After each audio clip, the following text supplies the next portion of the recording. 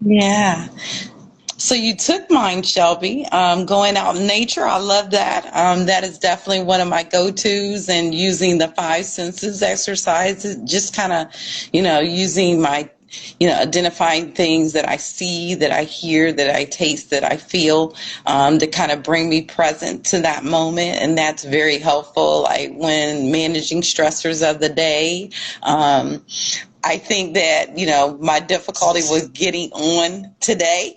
It would have been a great opportunity for me to use that. But one that I use often too is deep breathing. There's different types of deep breathing. My personal preference is diaphragmatic deep breathing, just because it allows me to get oxygen to that side of the brain that may be operating from a less logical standpoint if I'm anxious or stressed. Allows me to regulate my emotions. So I love deep breathing. I can do it in the car. I can do it in a board meeting. But I also like dancing. But I think that it's important for our students to know that, very much like what Shelby said, it's a very individual process, and what works, there's loads and loads and loads of coping strategies, healthy coping strategies, but finding what works for you, and just incorporating it, trying it a little bit every day until it becomes a habit. So I also tend to like journaling, and guided meditation. I find that, especially, at the end of the night, sometimes we may have difficulty putting away the details of the day, or we're thinking about what's going to happen the next day and getting prepared, and that can be disruptive to our sleep. So putting on a guided meditation, I grab YouTube, I find one, and I just kind of, listen to that. And next thing I know, I'm going to sleep. So just a few things there. Yeah, thank you for that. I think those are great. All of those are great ways to slow yourself down, honestly. All right, Shrita, so we'll start with you for this next question. So how do I know if I have depression, and then how do I deal with that? Okay, I think that's a very good question, especially very timely right now, as research and what you hear is that there's an uptick in depression and anxiety, and also substance use as a result of the pandemic. Folks that may have not have had that experience in the past are having these experiences. What does depression look like?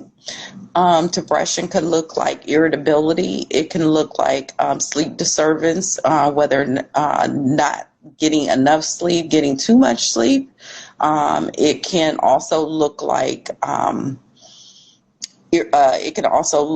low mood, feeling sad or blue. It can be tearfulness. And it can also include a little bit of worry or negative thoughts about self. And then I want to add that for some folks who are experiencing depression, there may be some thoughts of suicidal thoughts, wanting to harm yourself, or even more passively, in which it would look like, I just feel like I don't want to wake up. There's not a specific plan on how I would harm myself, but it could look like that. So there are a variety of symptoms, and feeling sad or blue, that's not an uncommon experience, but when it tends to persist, and we're seeing that it's happening over a period of time, there is a gauge that we use in terms of assessment, in which we look at the number of times that you are having those symptoms within a 2-week period. That helps us figure those out. But I would say to you, if you feel or are concerned that you may have some depression, reach out to Shelby in Delaware, or any of us at the main campus, and we can do a consultation and kind of talk about that and take it from there. And even if you're not meeting depression, there still are some strategies we can help you with to kind of manage your mood, including some behavioral activation to kind of change things, and reaching out for support, things like that. So anything else you want to add, Shelby? Yeah, when I think one misconception maybe that we can kind of bury when talking about depression, like mood swings are actually something that's super common as well. And I know when we think of mood swings, we think of like really intense mood swings. You know, I hear more often than I wish that mood swings, like, oh, if you have mood swings or you go from feeling happy to sad, like you're bipolar. And that is absolutely not bipolar disorder. Bipolar disorder is a lot more extreme than that. And so I think it's, you know, this is a good opportunity to note that having mood swings is normal, right? But it can also be a symptom of depression as well that maybe we don't see or that we don't think about as a symptom of depression. So just kind of keeping that in the back of our head. And I'm trying to think if there's anything else. So I think, you know, like Shirita mentioned, like we all feel sad, right? That's a totally normal human emotion that we all have.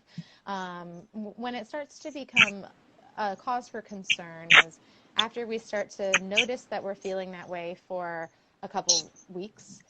You know, we're feeling those symptoms of sadness like almost every day or multiple times a week for a couple weeks.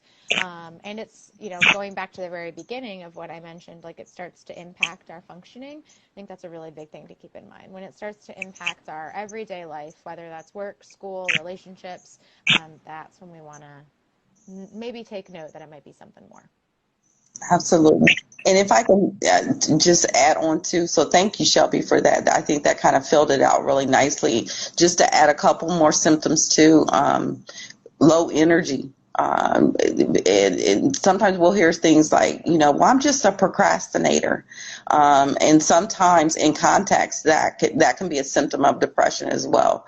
You're feeling that your motivation's impacted. I just don't know how I can get this assignment done. I just don't have the energy to do housework, or I am, you know, maybe not practicing, you know, my daily routine of self-care, like in bathing, or I'm not brushing my teeth. Those are some of the other things that could look like that as well.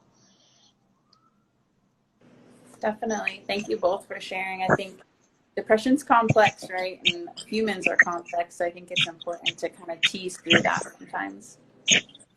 Our next question, we'll start with Shelby on this one. Since you also mentioned exercise as your coping skill, does research actually show that it affects or minimizes mental health issues?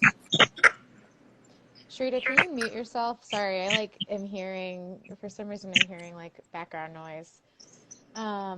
Yes, there is absolutely research. Oh gosh, now we lost Sharita. There is absolutely research that supports that exercise impacts or mitigates symptoms of mental health concerns. So what happens is we create these chemicals, serotonin and dopamine in our brain when we're exercising. Those are the chemicals that we need in order to feel happy. Those are the chemicals that give us like that rush.